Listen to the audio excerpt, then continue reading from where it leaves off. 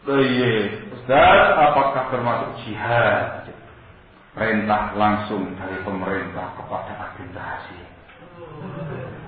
Untuk apa dulu? Agen rahasia untuk apa dulu? Yang dibahas sekarang atau yang dibahas tadi itu pada makam ma'rakatul jihad. Ada front jihad antara muslimin dengan kaum kufar. Ketika bulan itu ditunjuk sebagai pasukan khusus pemerintah. Kamu tugas khusus gini.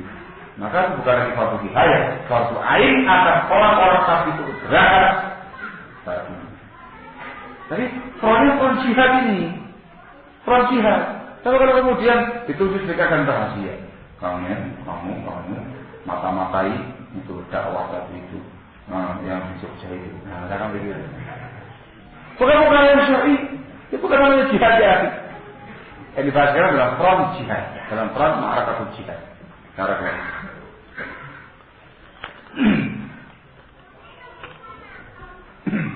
Masya.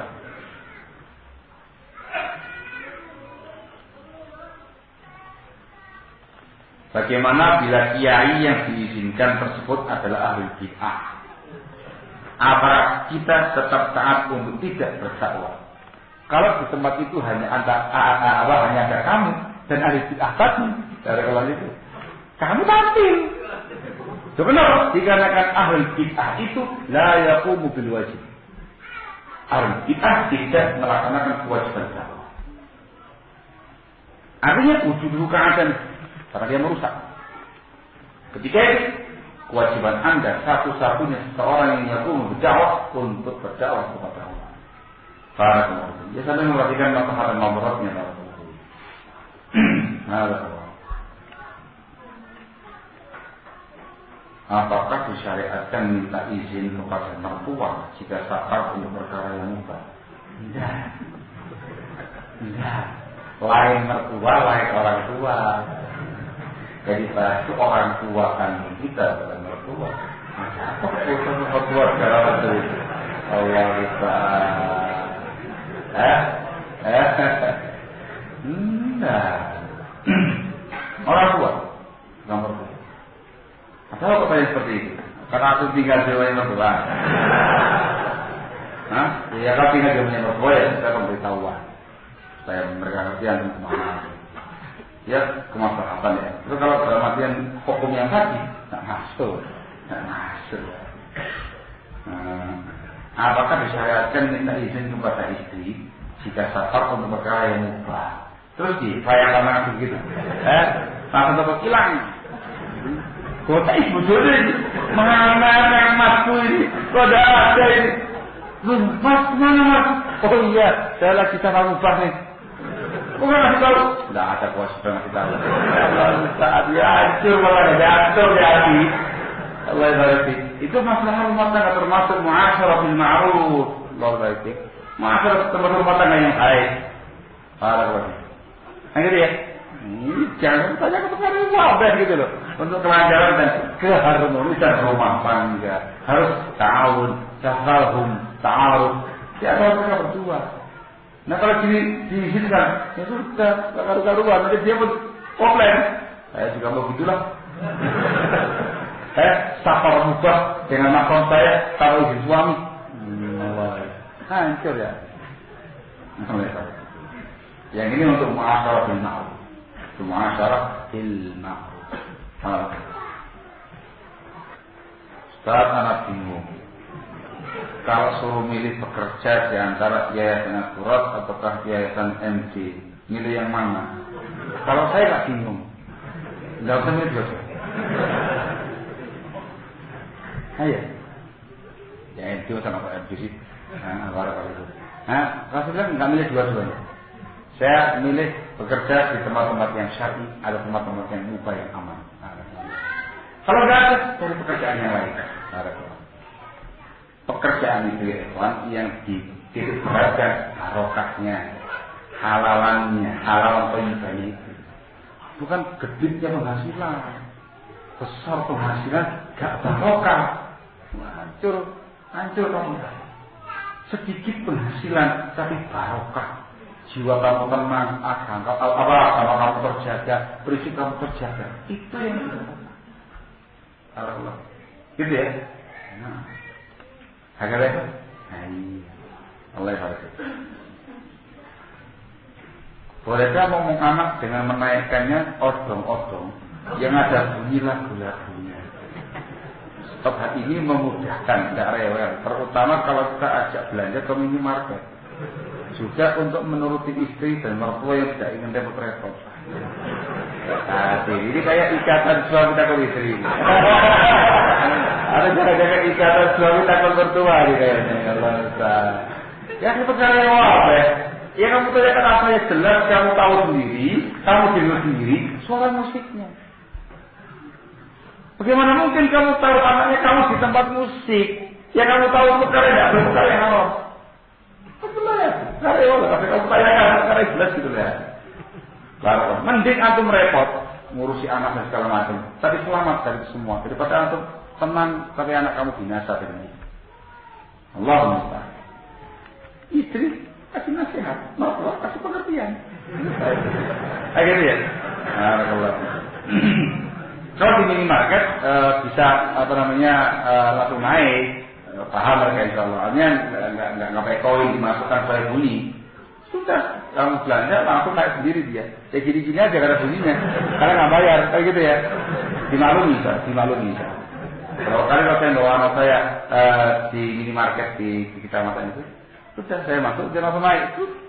Gini-gini aja. Ini koinnya enggak pakai koin. Ya. Kalau pakai koin cuma 6 menit. Dikit, tambah koin, bebas. Ya anak kecil gimana dilatih, ya bebas. Ya kiri-kiri dia, ya nggak ada gerak-gerak, gini-gini aja pokoknya. Tapi kan selamat, nggak rewel. Harus pakai siapa ya? Orang tua harus memiliki seribu siasat berusia anak, kan gitu ya. Alhamdulillah itu.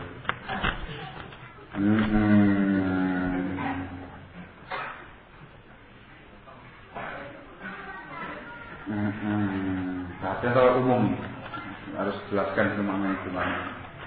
Apa tidak jawab ini? Jika pemerintah jelas melarang sesuatu perkara mubah, sedangkan ada oknum dalam instansi tersebut membolehkan hal tersebut dengan diam-diam atau sembunyi-sembunyi, manakah yang kita ikuti pemerintah atau oknum tersebut? Secara global yang pertanyaan ini pemerintah ya, kan gitu ya. Tapi tidak tahu ini apa yang akan terjadi. Jelaskan dulu apa maknanya. Kalau ada nanti bahaya. Kalau ada nanti ditarik ke pasar perkara yang ada. Jadi jelaskan maksudnya apa. Gitu ya. Yes, terakhir. Tapi saya rubah redaksinya. Tahu apa? Misal salafiyin atau Ahlussunnah wal Jamaah di sebuah tempat, taklimnya dikoordinasi oleh sebuah pihak. Gitu ya.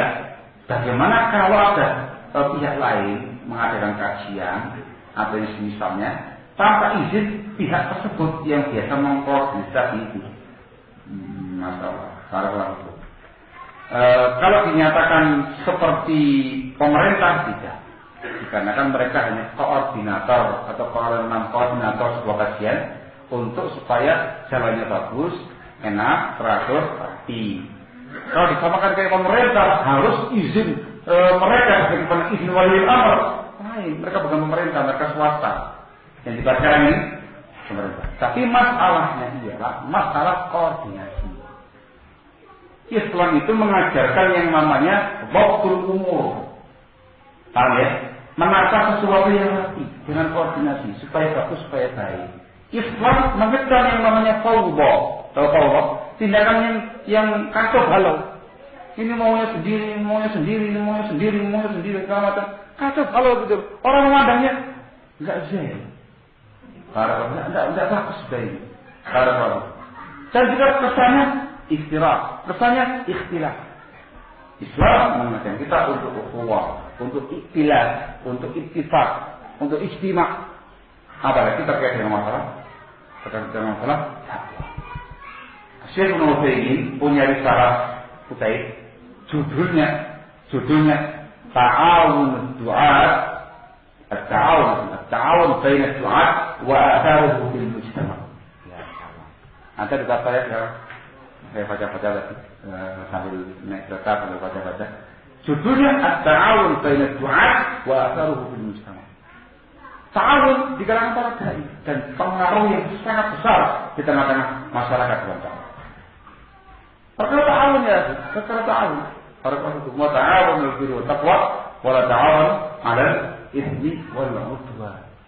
Hal muhim. Kalau tidak, nanti semua orang akan malu sendiri. Orang yang mahu akil, bukan orang yang akil, bukan orang yang mengerti dan segala macamnya. Oh sendiri. Pak, saya mau adakan kajian di sana. Datang 4 bulan. Sudah, ada mau akil. Mana yukadir al-umur, tidak bisa mengukur masalahnya, apa maslahatnya, apa kata madaratnya dan segala macam. Dampak belakang, depan, kanan kiri bagaimana? Mana? Perkara dakwah harus dipegang oleh para ulama. Tidak sembarangan, harus dipegang oleh para ulama. Jadi babnya harus ta'awun 'alal birri wat taqwa. Ketika memandang mimbar pemandangan yang nuansa persatuan, nuansa koordinasi, nuansa yang solid, nyaman, enak, indah, dakwah itu kuat, satu arah, para kawan itu. Tapi kalau nuansanya mambar ikhtilaf, mambar istirah, mambar tasyafut, tanazul dan segala macamnya, ada itu. Pandangannya ribut, pandangannya ikhtilaf, perpecahan dan segala macamnya, tidak enak. Sehingga dakwah tidak bisa kuat, tidak bisa solid. Kita harus. Dan yang diajarkan sama si Ibnu Utsaimin dakwah itu bukan dakwah ila nafs, tapi dakwah ila Allah. Dakwah itu bukan dakwah kepada pribadi kita, tapi dakwah kepada Allah Subhanahu wa taala. Mestinya ketika ada sebagian pihak yang berusaha payah, para kaum bersungguh-sungguh untuk mengurusi dakwah ini ila Allah dan musmirah, ada buahnya, ada hasilnya yang menggembirakan. Kita harus gembira, tenang, walaupun bukan dari kita, walaupun bukan kita yang mengurus, bukan kita yang mengatur, bukan kita yang mengkoordinasi. Ikut tenang, alhamdulillah, masya Allah, diurus sama ikhwah-ikhwah yang ada ini. Luar biasa. Saya dukung penuh 100% dari belakang, depan, kanan, kiri, tak dukung. Begitu. Walaupun bukan kamu yang tampil di situ. Ada. Tapi kalau dakwah itu ila nafs, kepada pribadi masing-masing, kepentingannya masing-masing, ya weh, hancur para keluarga. Itu dia, ini saya. Dia, saya. Lolo, gua. Hancur namanya dakwah.